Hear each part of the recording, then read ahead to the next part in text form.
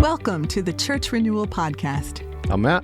I'm Jeremy. Throughout Season 4, we've traced the deep currents that shape every congregation: anxiety and differentiation, grief and growth, leadership and systems. Each conversation has drawn us closer to understanding how emotional and spiritual health flow together in the life of a church. As we move towards the season's end, the focus turns from tension to transformation. What does it look like when a congregation begins to steady, when leaders move from reactivity to resilience, and the gospel takes root as the system's source of peace? In this conversation, Jeremy and Matt reflect on the marks of a healthy, grounded church, one that learns to rest, to trust, and to respond to change with assurance, born of the Father's love. This is From Anxiety to Assurance, moving toward health and stability. And we're back. Matt, here we are, sitting here again. We made it. We did. We are nearly at the end of Season 4, the Church Renewal Podcast. If you have been listening with us all season, thank you so much. Really very grateful for the gift of your time, and we honestly hope and pray that this is useful for you. So we started out the season talking about the fact that we're coming at this from a theological, practical standpoint.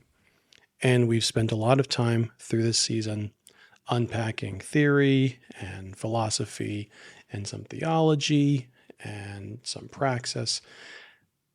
With this coming to the end, let's pull back and take a look at this from a gospel perspective.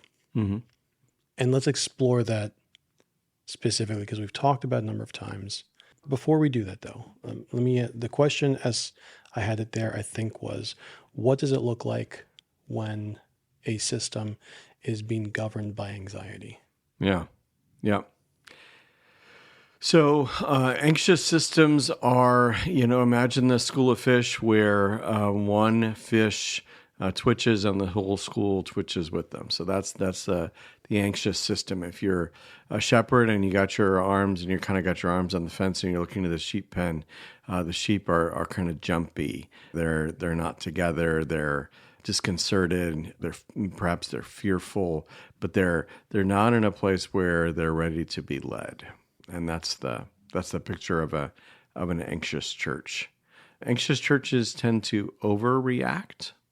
They tend towards the reactive side, is the way it would be put in family systems theory, is that right. Instead of sort of adapting like a people pleaser does to a strong leader, they're sort of reactive. Something happens and they react out of it in a form that's disproportionate. So a pastor leaves, and so a third of the church leaves with him, right? That's a very reactive kind of response. Pastor leaves, and the board should be fired, right? It's very reactive. And out of that anxiety, and it's understandable, as we've said in previous episodes, change is loss. Loss puts people into grief, and people react to grief differently. Mm-hmm. But the wise shepherd sees, that's a grief response, and moves towards the sheep to help them in compassion. How does the gospel inform our response when we are wise enough to see that there's a grief response going on? Yeah.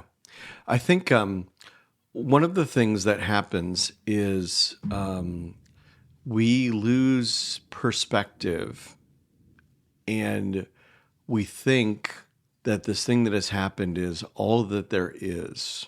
It's disproportionately large. It's outsized.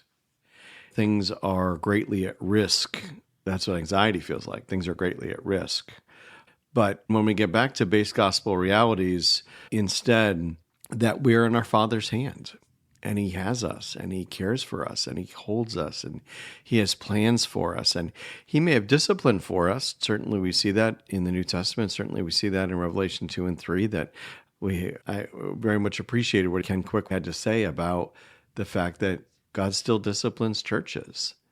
And if we can receive discipline as from a Father's hand, that this is an act of love, He wants our best and His glory. Even if we're under His fatherly discipline, that's a really good thing to be leaned into, not to run away from. And so to me, I think that always when we're talking about this, we're trying to help people, congregation as a whole, embrace the gospel, to have the gospel and its implications come home in a way that they haven't yet. And that if the gospel was coming home, then they would have resources to manage their anxiety. Anxiety is natural. It happens. We're creatures living in a world that involves change that we can't control.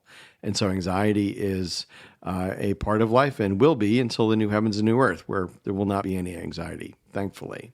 But for now, we're left to manage anxiety, to try and learn how to be a non-anxious presence. As Jack Shitama also in the season talked about, it's not that you don't feel anxious inside, it's that you choose how you react to that anxiety inside in a gospel way for the good of the people in the system and for the good of the system. So the gospel is what gives us the resources. The gospel is what gives us enables us to afford to differentiate. Right. But it also is the one that gives us recourse to come back to, that all is not lost if we lose our pastor. Yeah, it might feel like that in the beginning, but it's just not true, because you've got Jesus and the Holy Spirit lives inside of you and you're loved by the Father, and he has something for our church if we'll respond to him. So all is not lost. That's more of a gospel way of thinking about things. I said a lot there, but is that where you were trying to go, Jared? You want to add to that? What I'm hearing you say is that in an anxious system where we really see anxiety creating a dysfunctional response, a reaction, there's a loss of perspective.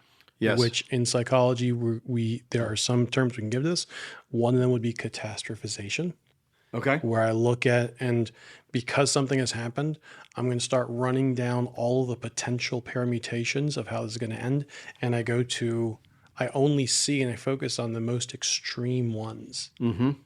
This is all is lost. For the want of a hammer, the kingdom was lost.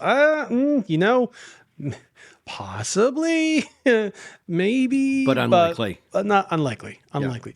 Yeah. But it's a fear response. It's an anxiety response. So we move to that catastrophization. The next impulse then is grab the levers of control, grab the levers of power, make sure we're safe, make sure we're protected. And generally, that's going to lead to blaming and scapegoating. Mm-hmm. Because there's a reason that I feel anxious, and it is located outside of me. So I need to find out what it is, right? And I need to make sure that whatever God is angry gets whatever payment he needs so that this moves away. Right. If there's a Jonah in the boat, I need to get that Jonah off the boat. Yeah, get out of the discomfort as soon as possible. Yeah. And this is what you're saying. The gospel says a couple things to us. One, I moved towards you. I, God, took the first step. That's good. By the way, I took all the steps. Right. Like, except the one where you turn around and say hello in response to me saying hello, I took all the steps. Two, I've already taken care of the problem.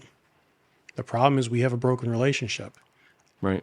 I sacrificed my son for the forgiveness of your sins so that our relationship can be reconciled. Your biggest issue is solved.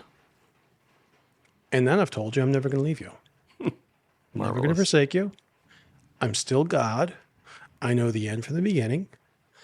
Your pastor is not your shepherd. He's my tool to accomplish my will so that we can have a relationship, so that you can demonstrate to the world how great I am, and so that my name will go out and people will hear about my son and be changed.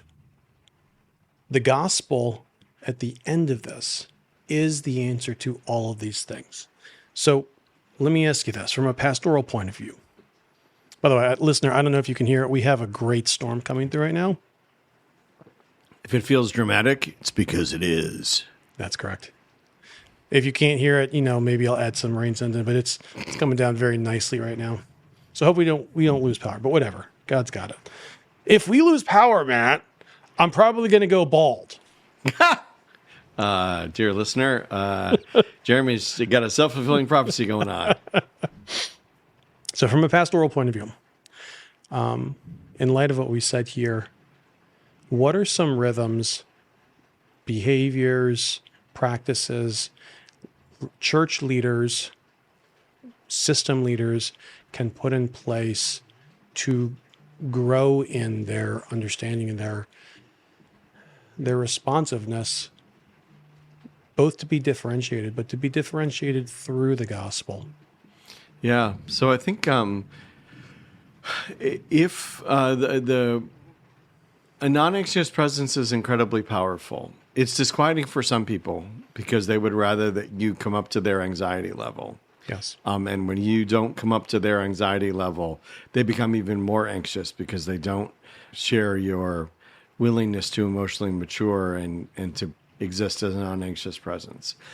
For a good number of people, they'll be very happy that you're not anxious and that you're pointing them towards the Savior and our Father who loves us and cares for us and has good plans for us as we follow him and listen to him and are willing to be conformed to the shape of his Son. Many people will appreciate leaders having the emotional maturity to be a non-anxious presence. In order to be a non-anxious presence, to be differentiated not only from each other, but also from the challenge of the situation, leaders need to have cultivated their own relationship with God. And that many times is going to be doing their own work from, will this record with the power off? Still going. Okay. Many times this will be that leaders will have done some work from their own family of origin, and they'll know what their own reactiveness or tendencies towards adaptivity is. Many times it's that leaders have developed the emotional maturity to grieve their own losses and that they can move towards sheep with compassion because they're ahead of them a little bit in grieving and in dealing with the difficulty of being in an uncomfortable situation. That takes reflection. It takes meditation on the promises of God. It's a willingness to walk through the pattern that we find in the Psalms of Lament. And so there's a few practices, at least, where we're actually grappling with reality. I think that one of the things that, in terms of the gospel, that I try and help people with when they're going through grief is that people sometimes feel like in grief, well, God's abandoned me. He's not very concerned about what I'm going through. Right. And I think our best writers on this have instead pushed me in a different direction, which is that you need to look at the cross more. You need to look at why Jesus is even on earth. Because he didn't have to do that. There was no obligation on the Father to send his Son. There was no obligation on the Son to come. We were entirely judgment worthy. In fact, the whole cosmos is entirely judgment worthy. God didn't have to do this, but he did. That's the nature of grace. He didn't have to, but he did. Nothing from outside constrained him. But from inside, he was constrained by love. Why was he constrained by love? For the Father sent his Son, for Jesus to put his hand up and to say, I'll go. It's because Jesus is not only concerned about your hurt individually and the hurt of your church, but he's concerned about all hurt in the world eventually being vanquished. That all the pain, all the difficult, very hard pain in the dot of this existence of broken earth, Jesus came to wipe it away, that the line of the new heavens and new earth that will go on forever forward will be a place where sorrow and sighing flee away. Jesus, the cross shows you that Jesus is absolutely concerned with your pain. That's why he came to take it away forever. So when you're standing there in front of a congregation in the midst of anxiety, the best thing you can do for them is point them to the cross. Absolutely. To the single greatest sign of our Father's love for us. Point them to the Father's heart at the cross. Absolutely. Because that's where I think, so think about, when you think about anxiety, my mind goes to Matthew 6, which has been near and dear to me. I grew up in a very worrisome kind of family, so I learned how to worry early. Yeah. Right. And so this has been a growth process for the last 35 years that I've been a Christian. But it's interesting when Jesus diagnoses people who worry, and this is related to anxiety. When people worry, Jesus' line, basically, this is the Matt version, so don't hold me to it as an accurate translation of the Greek. Yeah, the pagans have a good reason to worry, but you don't, because you've got a Father in heaven. That's so crucial right there. Matthew 6 ought to set off some alarms in our mind. He doesn't say because the Creator knows you. He says because our Father in heaven. Right. Our Father. He came to reveal God to us, not just as Creator, no longer as Creator, but as Father, a fundamentally relational term. Yeah, absolutely. And I think that fatherly care, I probably said this in the season already, but that fatherly care is actually exhibited in from Romans 1 until Revelation 4. That all of those letters, all of the ink that's spilled, all the different people who interject in there, including Jesus in Revelation 2 and 3, all the influences that God the Father seeks to have on his churches. Why? Because he loves them. He has good purposes for those congregations. He loves those people and wants them to flourish, to use a word. And he has purposes for those congregations to spread the fame of his name. And they won't do that well unless they come to greater health. That's the point of that enormous chunk of the New Testament is Jesus has an ideal for local congregations. Right. And he's trying to tell these different local congregations with different kinds of issues, all solved by the gospel in different ways, understanding and applying it. But he's trying to say, this is my heart for you. I want you to grab a hold of this and enjoy it and not have these problems that you've got right now, but instead come to maturity and go out, love people, bring the gospel to them because that's why you're there.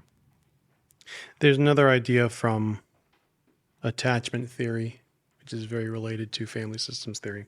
You discussed in a previous episode that communication tends to be quite poor in a leadership transition period where there is high anxiety or dysfunctional relationships. In attachment theory, one of the things that we can see through study, through practice, is that when you have especially a young child, but a child that is obviously still a child, not even an adolescent, but it applies to humanity, when they are in need and they express through intensity their need. Think of crying in a baby. Think of wailing in a baby, not just crying. That cry that you know when a baby is hungry, a young baby is hungry. Absolutely. Yeah. One of the ways that a parent responds to that in such a way to bring stability, to demonstrate trust, is by meeting that intensity with a mirrored intensity and then bringing that intensity back down within themselves, which helps the child recognize someone else has this. I'm going to be okay. They learn emotional regulation from the parent. So one of the things, as I think about practices, you said, we've talked about family of origin work. For me, one of the practices I have is I pretty regularly ask myself, what's going on inside of me? What am I assuming about other people? Because whatever I'm assuming about other people, I need to take before God because it's probably actually demonstrating what's going on in my heart. Right, sure. Not in them. And B, I think I'm God and I'm not. So let me go back to him and say, Lord, show me what it is I'm missing. That's a regular practice. But one of the other things I have to practice is because this is not natural to me. When people come to me with intensity, it's not just going towards it, but it's going towards it with a commitment to help them regulate by stepping in with a matching intensity. Not a performative thing, not an acting, but a way that communicates, I see you. I see that this is important to you. It is also now important to me because you're important to me. So if Matt, you're way up here, I'm not going to sit here and say, Matt, I understand that you think that, but you're wrong. And if you quiet down, I'll explain to you why you're wrong. So Jared's trying to describe what does it mean to actually weep with those who weep and rejoice with those who rejoice, that I match what the other person is feeling out of love for them. And that takes practice. Absolutely. That takes intentional practice because it does not come naturally to us unless we had a caregiver who did this really well, in which case we kind of learned it by osmosis, right? Right. We saw it exampled and practiced and, we were taught it. Yeah. Yep. But I do think that's important, because if you go to an anxious sheep, you're an under shepherd in a congregation, you go to an anxious sheep and you're like, you don't need to be anxious. That you shouldn't feel that way. Yep. How's that work with your wife, guys? Yep. You shouldn't feel that way. Well, no, you've got to enter in and say, well, why do you feel that way? How does it go over when you get a congregant who calls you and says, my wife was just in a car accident. I'm on my way to the hospital. I don't know if she's alive or dead. And you say to them, that's okay. They're going to be in heaven. Unhelpful. Not helpful at all. Like, unless what you're looking for is a black eye, right? Right. Yeah. It's not just bringing truth. It's meeting someone where they are. And this is another practice thing for me. I have to practice saying to myself, I may know the answer. It might not be time to give the answer. Yes. It might be time to simply sit with, to listen, to let this person vent. As you, Matt, have done with me. Mm-hmm. Yep. There's a time to simply be together, to experience that pain. And then there's a time to turn that corner. And again, as you've done with me, say, so what do you think God is doing in this? Where is God in this right now? So we think about the theme for as we wrap up the season is moving from anxiety to assurance. As leaders, our responsibility is to do that first. It's natural to be anxious, particularly in transitions in churches or in churches that are in trial. It's natural to be anxious. So as a leader, I need to do my own work, that I have the assurance that the Father's with me and is with us, and that I walk into those dialogues with other people who are very anxious, and I bring the assurance with me. And that way the assurance gets transmitted, not anxiety getting transmitted through the system. But that as a leader, you act as a circuit breaker for that anxiety. And instead, the assurance that you have, you begin to spread that. And that's how an anxious system moves from anxiety to assurance, is through leaders who have that themselves because of their own personal spiritual practices. They're coming to greater understanding of the gospel. They're doing their own work. They're meditating and reflecting. They're grieving. They're praying. Their new appreciation for the gospel in ways that they didn't have to know it before and apply it, that they've done that work, and so they bring that with them where they go. Practicing courage, practicing humility, practicing repentance, practicing saying, I don't know. Yep. Practicing saying, I'll have to get back to you on that. And being okay with it. And being okay with it. Yeah. So kind of the flip-flop of this question, what does it look like? What are some of the practical signs when a church in particular starts moving from reactivity to responsiveness in this kind of gospel strength? Yeah, I think that they sort of, they become, in a sense, less demanding of their leaders to take away their pain. They're willing to sit in the pain. They're willing to ask the Lord, don't just take this away, but show us what you have for us. They're willing to sit in the waiting place. I mentioned this in a different episode, that great 2-page spread from Dr. Seuss's Other Places You'll Go, that the waiting place it's uncomfortable, it's disorienting, it's not what you want, especially with comfort as the hidden idol of most Americans. But that we know that we're moving away from reactivity to receptivity, where we're like, okay, Lord, I will say how long, but I will wait on you. And that we're okay waiting, because in the waiting, we're trusting. We're trusting the Father that we've gotten to know better. That's how you know that you're moving from reactivity to receptivity. Being okay with discomfort. Mm-hmm. Being okay being uncomfortable. Not trying to grab the levers. Not trying to get the quick fix. Not trying to fix it. Right. But my kids who will, they'll watch The Chosen with me, they'll turn to me every so often when we're listening to a sermon, and someone will say the word soon, and they'll turn to me under their breath and they'll say, ask my father about soon. Which, is one of the things that I think The Chosen did really, really well in demonstrating how Christ was submitted to the will of the Father by saying, I'm confident that this is going to be. When? It's not up to me. Right. And I'm happy to wait. Yeah. Yep. Yeah, that's the hard thing for Quick fix, that's the subtitle of Friedman's great work on failure of nerve, leadership in the age of the quick fix, right? Mm-hmm. We want it quick yesterday, right? We only have 3 bars instead of 5, and we're kind of like, took 5 seconds more for that page to load than we wanted it to. And the Lord just doesn't work on the time scale that we want him to. And it's one of those things to repent of, is to hold the Lord to our standard as to the pace at which he works.